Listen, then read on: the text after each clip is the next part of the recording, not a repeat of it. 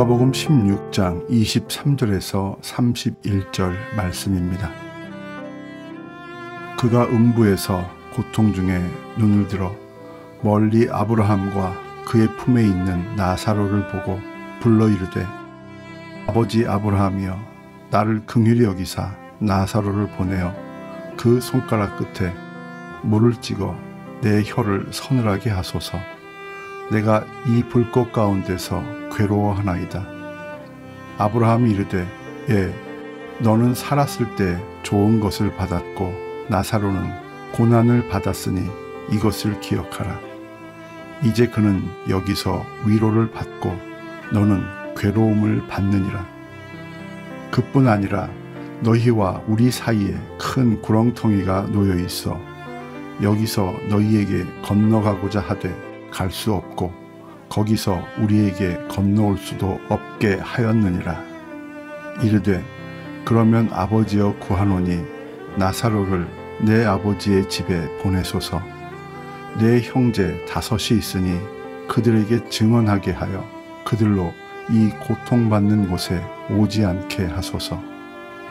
아브라함이 이르되 그들에게 모세와 선지자들이 있으니 그들에게 들을지니라. 이르되 그렇지 아니하니이다.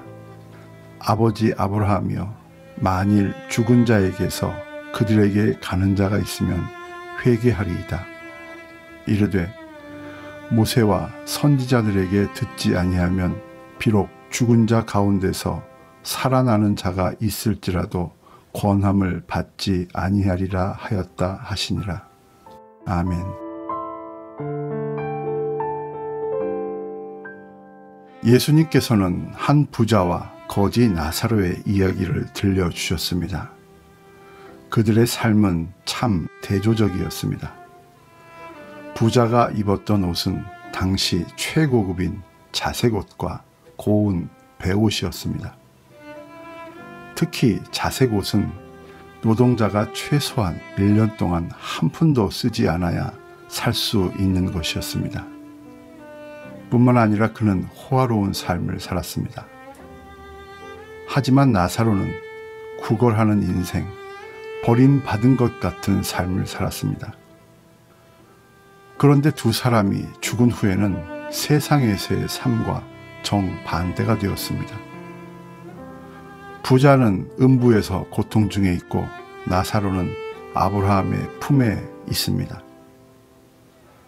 부자는 아브라함에게 나사로를 보내어 손가락으로 물을 찍어 자신의 혀를 서늘하게 해주기를 요청했습니다. 그러나 그것마저도 거절당하고 말았습니다. 부자는 자기 형제 5명이 있는데 그들에게 나사로를 보내어서 그들이 이곳 음부로 오지 않게 해달라고 다시 요청했습니다. 하지만 아브라함은 그들에게는 모세와 선지자들이 있으니 그들에게 들을 것이다 라고 답했습니다. 모세와 선지자는 구약 성경 전체를 표현하는 다른 말입니다. 즉, 내 형제를 변화시키는 것은 기적과 같은 방법이 아니라 하나님의 말씀이다 라고 말하는 것입니다. 우리 그리스도인들은 주님께서 고난 당하시는 것을 직접 보았기 때문에 믿는 사람이 아니라 하나님의 말씀에 그렇게 기록되어 있기 때문에 믿는 사람들입니다. 지난 2000년 동안 성경에 기록된 대로 주님의 고난 당하심이 우리에게 영원한 생명을 주시기 위한 것임을 믿었던 사람들은 그들의 인생이 달라지고 그들의 가정이 변화되었으며 그 사회가 새로워졌습니다. 참회의 절기에 하나님의 말씀보다도 부자가 가지고 있었던 것을 차지하기 위해서 몽분서주했던 우리의 삶을 회개하고 새로운 삶을 살기 위해서 오늘도 주님을 향해 눈을 드시기를 바랍니다.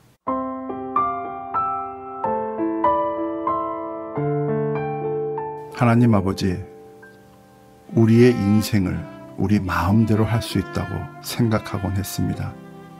하지만 그것이 번번이 실패로 끝나는 것을 알면서도 포기하지 못했습니다. 우리가 음부에 있는 부자와 같이 더 이상 소용이 없을 때 나를 긍휼히 여겨 주옵소서라고 읊조리지 않게 하시고 이 땅에서 살아있는 동안에 주님께 나를 긍휼히 여겨 주옵소서라고 고백하게 해주시옵소서. 또한 우리 삶의 기준이 되는 것은 기적이나 신비한 일이 아니라 언제나 하나님의 말씀인 것을 잊지 않게 하여 주시옵소서.